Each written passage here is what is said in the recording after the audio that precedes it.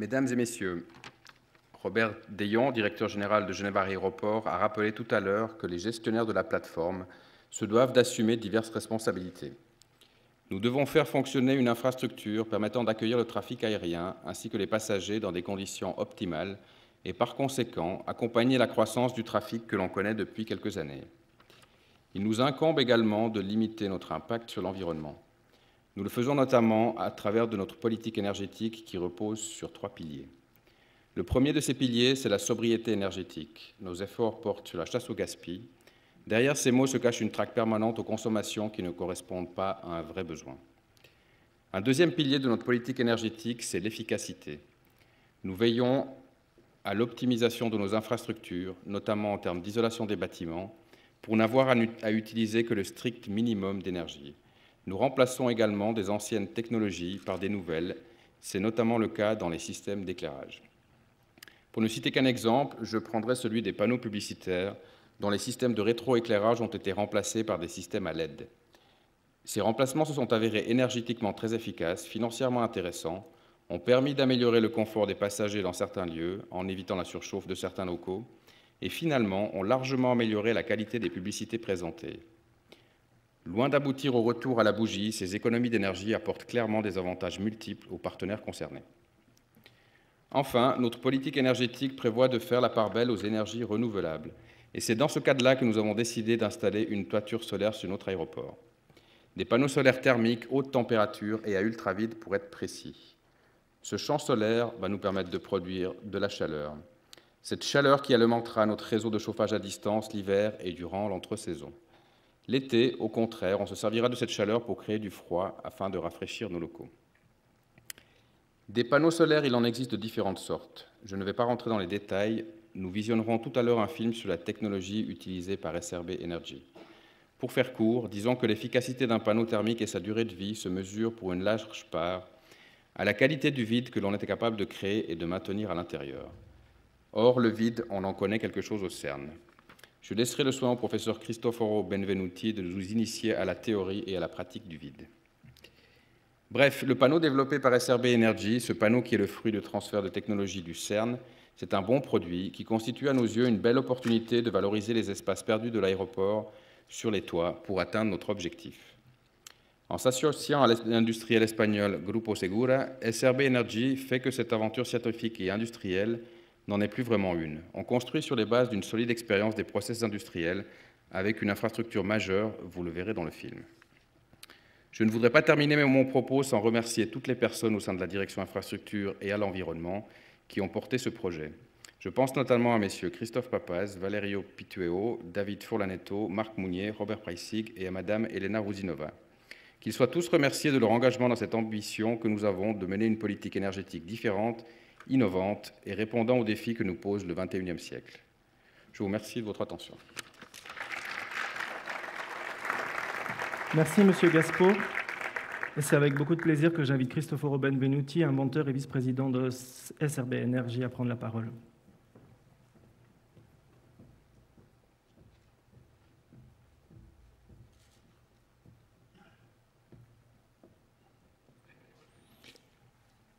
Mesdames, Messieurs, bonjour.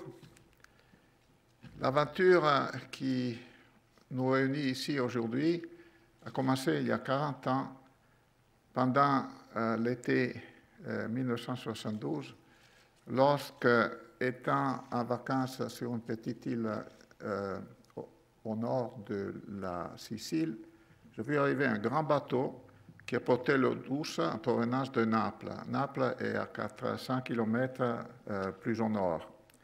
Et ça m'a paru tout de suite aberrant qu'on ne profite pas du soleil et de l'eau qui sont présents sur l'île en grande abondance pour produire l'eau douce sur place. Et dès ma rentrée au CERN, au travail, je n'ai pas arrêté de penser à comment l'expérience que j'avais développée pendant mon activité au CERN aurait pu être utilisable dans ce but. Et c'est là que, puisque j'avais été embauché au CERN pour m'occuper des technologies du vide, j'ai pensé de faire un panneau solaire sous vide. j'utilisais aussi, à l'époque, je faisais beaucoup d'études sur les guetteurs. Les guetteurs sont comme des éponges pour absorber les molécules de gaz, un peu comme le papier collant attrape les mouches qui ont le malheur de s'y poser. Donc, cette technologie de guetteurs que j'étudiais à l'époque, après, je l'ai proposée, elle a été acceptée pour le pompage principal du LEP, c'est la grande machine, l'avant-dernière qu'on a fait au CERN, et aussi pour certaines parties du LHC. Pourquoi le vide dans ce panneau? C'est parce que le vide est le meilleur isolant thermique que la nature nous met à disposition.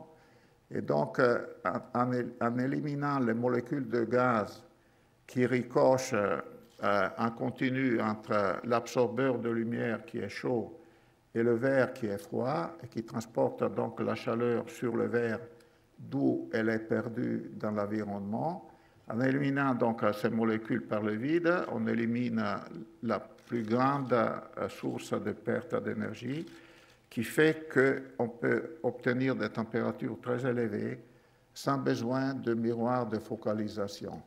Alors, il faut savoir que les miroirs de focalisation ne sont pas capables de focaliser la lumière diffuse, qui est présente en grande proportion dans nos latitudes. Disons qu'en Europe centrale, on peut compter que plus que la moitié de l'énergie solaire est sous forme de lumière diffuse. Donc ça, c'était l'idée qui m'a motivé pour développer ce panneau. Évidemment, le CERN n'est pas le lieu où on s'occupe d'énergie alternative. Et donc, c'était une activité personnelle à côté de mon travail principal. Mais dans la vie, disons, on a parlé de persévérance, il faut être persévérant, mais aussi il faut avoir de la chance. Et pour moi, la chance, disons, c'est un peu triste de le dire, mais c'était la crise du pétrole des années 70. Parce qu'à la suite de la crise du pétrole, tous les laboratoires comme le CERN ont été motivés pour essayer de se rendre utiles dans ce domaine. Et j'ai réussi à faire approuver par la direction du CERN la construction de quelques prototypes de panneaux à échelle réduite. Ils n'étaient pas si grands que ça, c'était à peu près un tiers en longueur des panneaux que vous voyez ici, mais qui ont été testés avec succès sur le toit de notre bâtiment pendant 9 ans. Et mon idée était que si on n'est pas capable de démontrer qu'on peut utiliser les panneaux pendant 20 ans, l'invention est douteuse.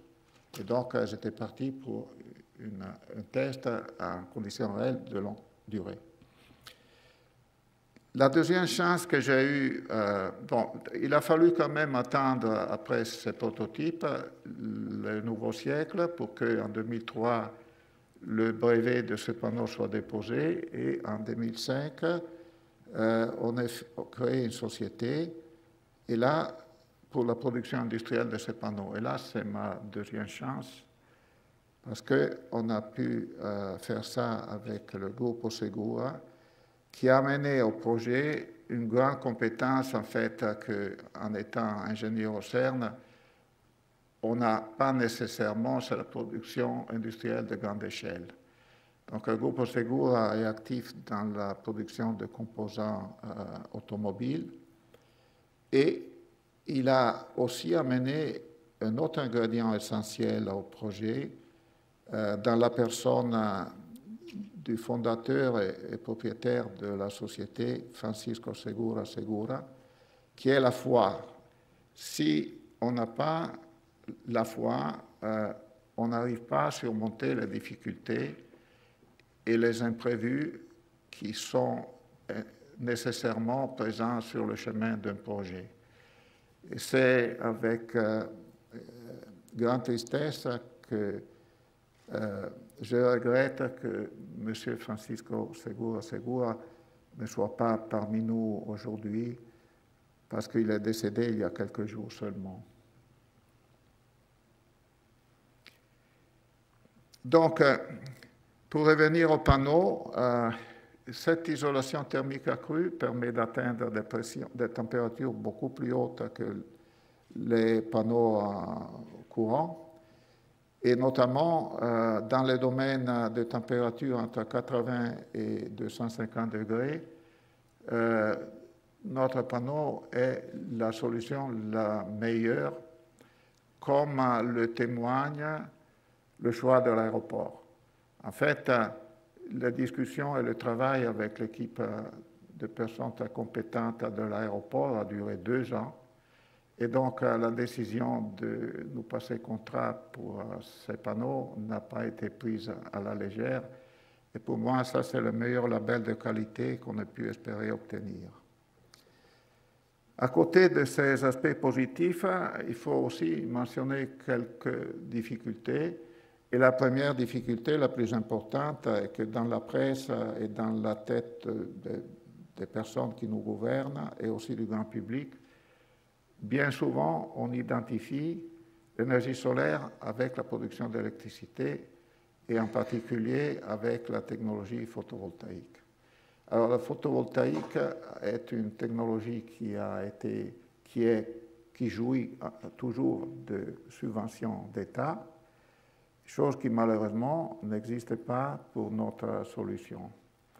Et ceci, bien qu'une étude récente commanditée par la Communauté européenne et menée par une équipe de l'Université La Sapienza de Rome ait montré que 40% du besoin énergétique de l'Europe est sous forme de chaleur à des températures comprises entre 60 et 400 degrés centigrades. Donc, la plupart de ces applications sont idéalement conçues pour notre panneau. Et donc, j'espère que la situation change dans le futur immédiat et qu'avec un changement de politique, on puisse aussi accéder plus facilement à ce grand marché qui est le marché de l'énergie solaire. Heureusement, en Suisse, nous avons été soutenus et nous sommes toujours soutenus par un grand nombre d'institutions telles que l'OPI, SCANE, Cleantech Alpes, Cleantech Switzerland et Swiss Cleantech.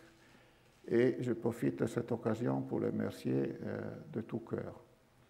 Je voudrais aussi mentionner l'entreprise Colas, qui était pionnière dans l'utilisation de nos panneaux pour chauffer du bitume qui est nécessaire pour la production de routes. Et finalement, je voudrais remercier aussi le CERN qui continue d'héberger nos laboratoires de recherche sur son site. Merci beaucoup. Merci. Merci Chris. Comme tu l'as dit, nous dédions la cérémonie de cette remise de panneaux à M. Francisco Segura Segura. J'invite Paco